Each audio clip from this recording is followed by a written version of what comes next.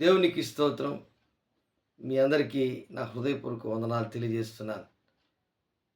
2024 December 28వ తేదీలో మనం ఉన్నాం. ఈ దినమందు దేవుడు మనకి ఇచ్చినటువంటి కొన్ని వాక్యములు నూతన సంవత్సరంలోకి వెళ్ళుటకు దేవుడు మనకు కృప చూపించుచున్నాడు. ఆ కృపను బట్టి దేవుని యొక్క దయ, ప్రేమ, ఆయన యొక్క కృపలను బట్టి మనము ఎంతగానో దేవుని యొక్క ఆశీర్వాదాలు పొందుకుంటూ ముందుకు వెళ్తున్నాం.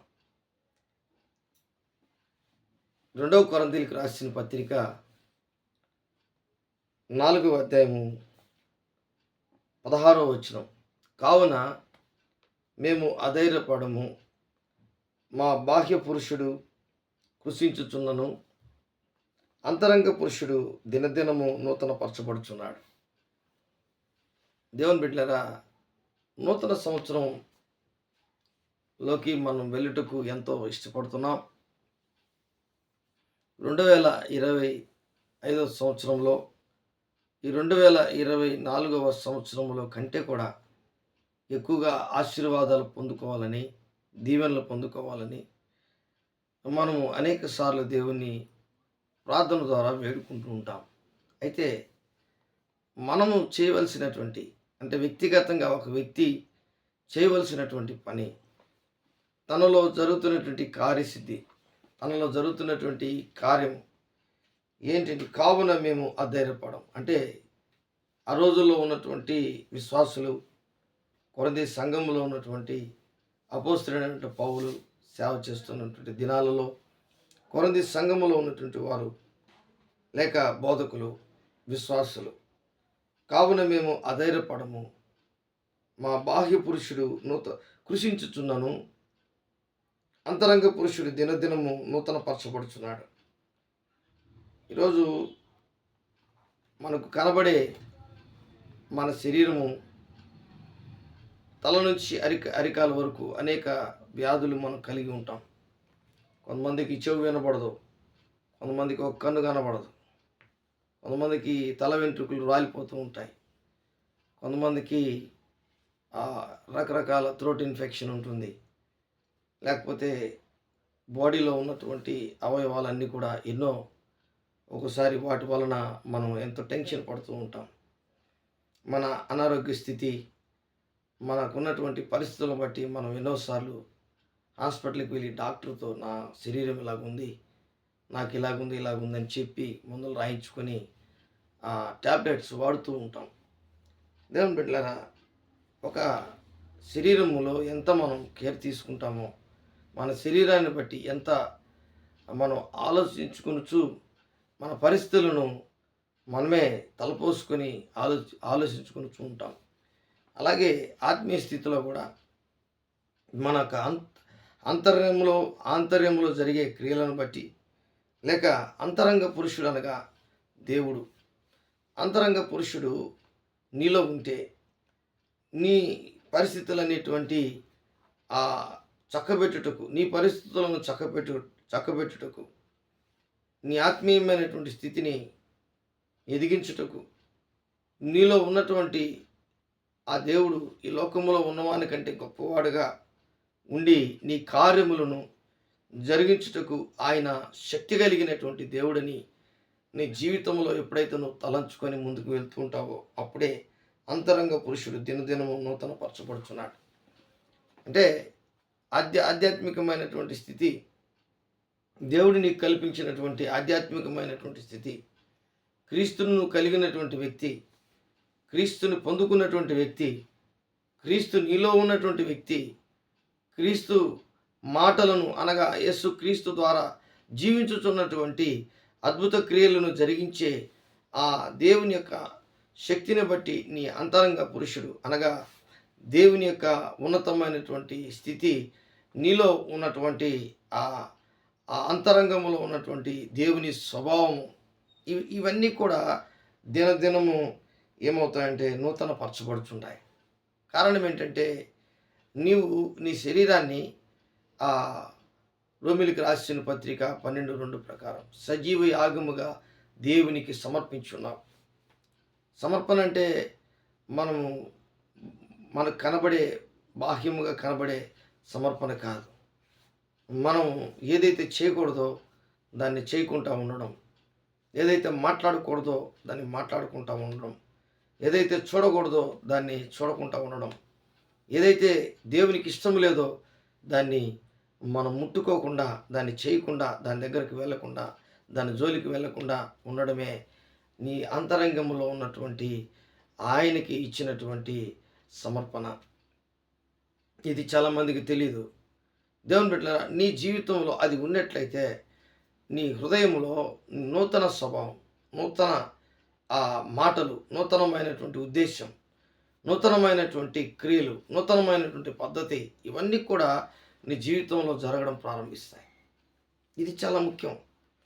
అందుకే మీరు ఆ మాట చదవండి. రోమిలికి రాసిన పత్రిక 12వ అధ్యాయము 1వ వచనం, 2వ వచనం, 3వ వచనం చదివితే అక్కడ ఒక అద్భుతమైనటువంటి మాట.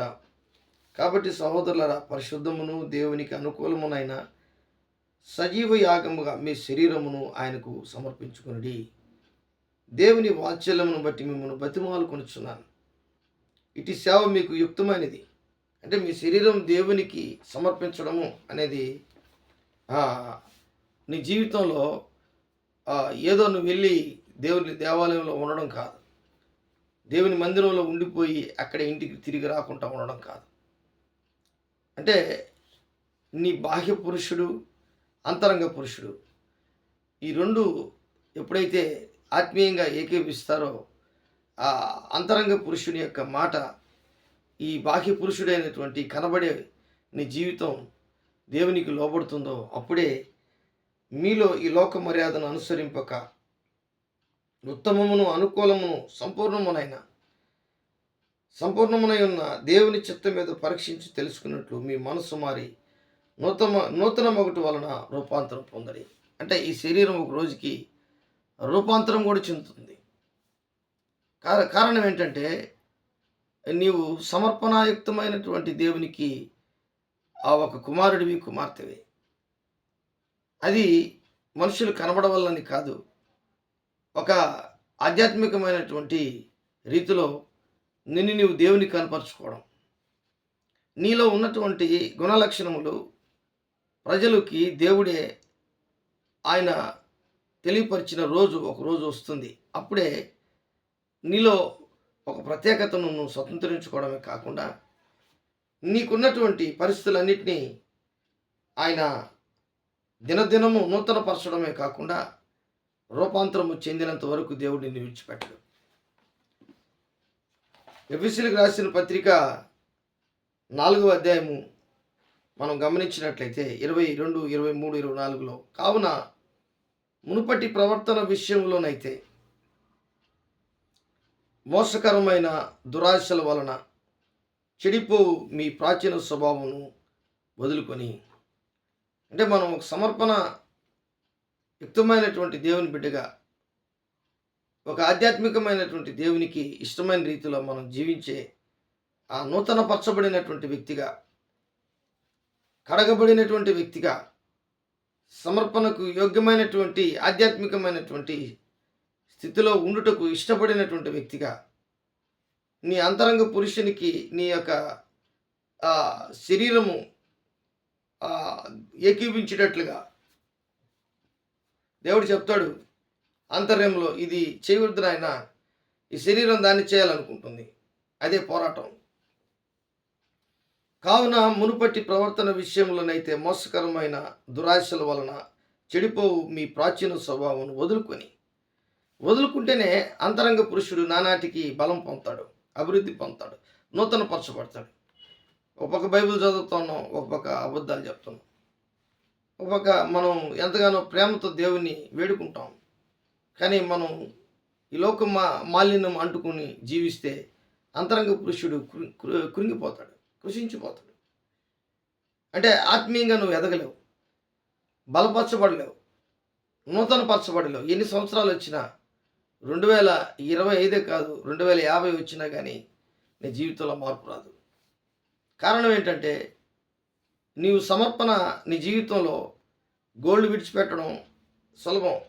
కమ్మలు, చెవులు, అల్లో ఉన్నటువంటి ఆ గోల్డ్, లేకపోతే డబ్బు ఆశ, ఆ భూమి మీద ఆశ, వస్త్రాల మీద ఎన్ని ఆశలన్నీ, శరీరాశ, నేత్రాశలు అన్నీ విడిచిపెట్టచ్చు.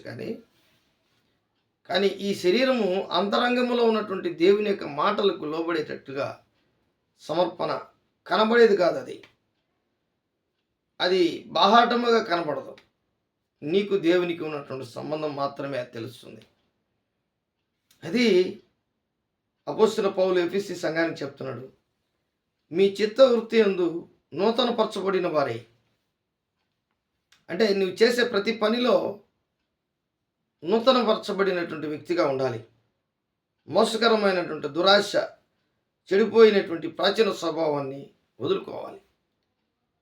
నీతియు యథార్థమైన భక్తియు గలవారై దేవుని పోలికగా సృష్టింపబడిన నవీన స్వభావమును ధరించుకొనవలెను.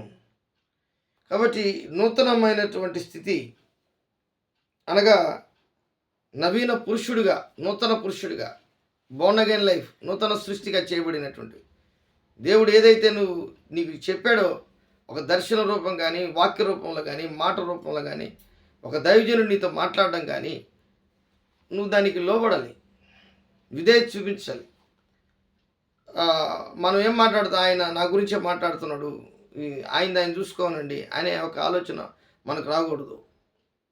దేవుడు నీతో మాట్లాడుతున్నాడంటే ఒక వాక్యం రూపంలో మాట్లాడతాడు, దర్శన రూపంలో మాట్లాడతాడు, కళ రూపంలో మాట్లాడతాడు, లేకపోతే ప్రవక్త ద్వారా మాట్లాడతాడు, లేకపోతే ఒక దైవజనుడి ద్వారా మాట్లాడతాడు, స్వరం ద్వారా మాట్లాడతాడు, దేవదూత ద్వారా మాట్లాడతాడు. కానీ ఇట్లన్నిట్లో ఏదో ఒక సందర్భం నీకు ఒకవేళ వచ్చినట్లయితే ఖచ్చితంగా నువ్వు లోబడాలి, వాక్యానికన్నా లోబడాలి. అదే నీతియు యథార్థమైన భక్తి గలవారై దేవుని పోలికగా సృష్టింపబడిన నవీన స్వభావమును ధరించుకున్నటువంటి పురుషుడిగా. అంటే ఒక వ్యక్తి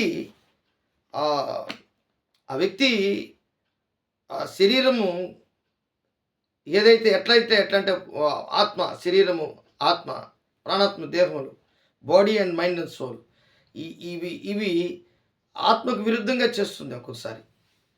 కానీ ఆత్మ దేవుడు నిన్ను ప్రేరేపిస్తుంటాడు, అలా చేయొద్దని, ఆయన ఇలా చేయొద్దని. కానీ మనం అదే చేస్తుంటాం. కానీ మనము తగ్గిపోవాలి. అంటే ఈ కనబడే పురుషుడు తగ్గిపోవాలి. అంతరంగంలో దేవునికి ఆరాధన జరుగుతున్నటువంటి పరిస్థితిని ఎక్కువగా మనం జరిగించుకోవాలి. అప్పుడే నూతన పరచబడినటువంటి నవీన స్వభావం ధరించుకున్నటువంటి సమర్పణ యుక్తమైనటువంటి దేవునికి సమర్పించుకున్నటువంటి సజీవ యాగముగా మన శరీరంలో దేవునికి సమర్పించుకున్నటువంటి అలాంటి వ్యక్తిగా నువ్వు దేవునికి కనబడతావు. నిన్ను దేవుడు వాడుకుంటాడు, నిన్ను బలపరుస్తాడు, నిన్ను ఆశీర్వదిస్తాడు, నిన్ను దీవిస్తాడు. నూతన సంవత్సరంలో నూతన కార్యములు నీ కుటుంబంలో, నీ బిడ్డల జీవితంలో, నీ వ్యక్తిగత జీవితంలో ఎన్నో ఆయన చేయడానికి ఇష్టపడతాడు. కారణం ఏంటంటే నువ్వు తీసుకున్న తీర్మానం. దేవుడి వాక్యాన్ని దీవించి ఆశీర్వదించునుగాక. ప్రేమ నమ్మకం కలిగినటువంటి నా యేసయ్య, కూడొచ్చినటువంటి బిడ్డలందరినీ మీ చేతులకు అప్పగిస్తున్నాను.